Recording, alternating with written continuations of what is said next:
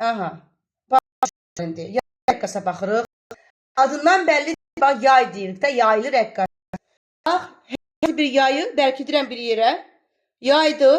Buna da bir kütlə qoyuram ki, o kütlə hesabına o yay həm sıxılacaq, məsafə azalır sıxılanda yayda, uzadanda isə bu məsafə artır.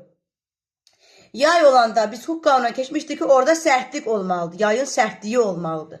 Sərtlik K hərfi, cismin kütləsi isə M hərfi. Bunları biz bilirik. İndi deməli yaylı rəqqas nə oldu?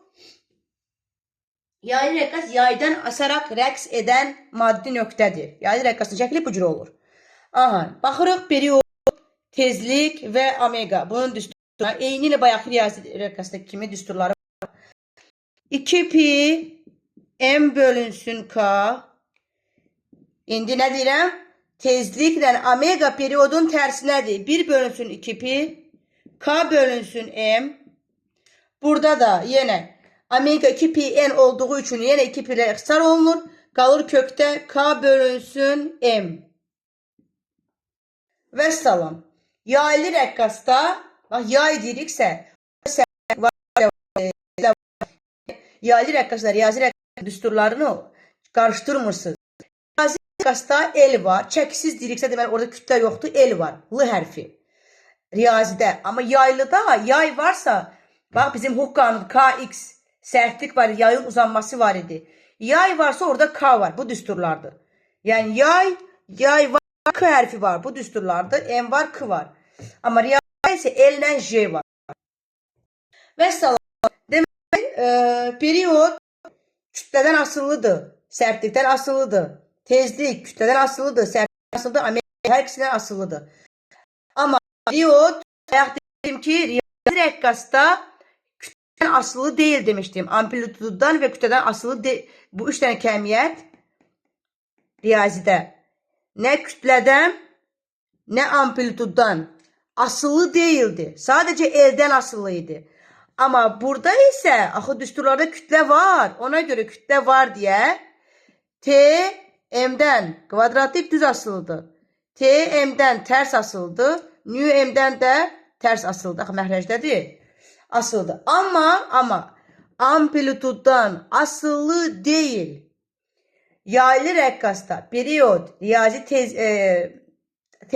dövrü tezlik və tezlik amplituddan asılı deyil. Nə də zamandan da asılı deyil. Balaca T hərfi ilə zamandan da asılı deyil.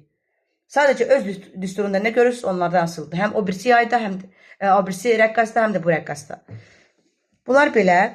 Sonra bayaq dedim ki, T, nü, omega hündürlükdən asılı dedim. Niyə? Çünki orada J var idi. L bölünsün J. J də hündürlükdən tərs asılı idi. Biz ağırlıq vəsələ keçmişdik. J bölünsün J bölünsün R üstəgəl H-ın mörtəzə kvadratı. Deməli, orada asıllıq var idi hündürlükdən. Amma burada J görürsünüz. Yox. Deməli, T, H, nü. T, nü, omega. Burada hündürlükdən də asılı deyil. Sonra bayaqkindən fərqli olaraq A təcilli aşağı, A təcilli yuxarı olanda da heç bir şeydən asılı deyil. Yenə eyni ilə bu düsturlardır. Çünki burada A'lar, J'lər yoxdur deyək. Onu üstəgəl açıq A yazaq. Aha, bu qədər. Bu dərs də çox rahatdır. Bir də bayaq dediyim məsələ sizə. Yenə çaşdırmamaq üçün, bax, M bölünsün K. Birinci T'yə baxırıq. Bayaq nə idi? L bölünsün J idi. Bax, L bölünsün J idi. Cingiltili L, M, N, R. O cür yadında saxlayıram mən bunları. Amma burada da M var. M birincidir. T'də birinci olduğunu biləndən sonra kanallar onun əksində onları özüm tuturam mən. Deməli, riyazi rəqqasda L bölünsün J'dir. Amma yaylı rəqqasda isə M bölünsün K'dır. Sürətlərdə olan cingiltili hərflərdir. Bu qaydana yadında saxlayın uşaqlar. Bu qədər dərsiniz. Yəni, elə bir şey yoxdur.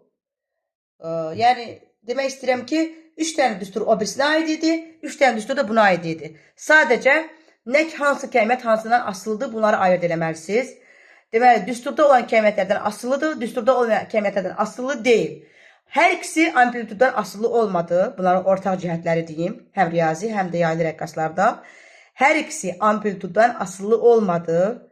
Sonra, amma müxtəlif fərqli cəhətlər isə burada A təcili ilə A təcili yuxarı, A təcili aşağı dəyişmir, olduğu kimi qalır. və heç biri də hündürlükdən asılı deyil. Amma o biri də isə riyazidə J var idi deyənə, J hündürlüklə asılı idi deyənə T, nü, omega da asılı olurdu. Belə də yadını saxlaya bilərsiniz ki, T ilə düz asılı idi hündürlük. Hündürlük artdıqca period artır. Tezliklə omega ilə tərs asılıdır. Artdıqca bunlar azalacaq. Bu qədər dərsin uşaqlar.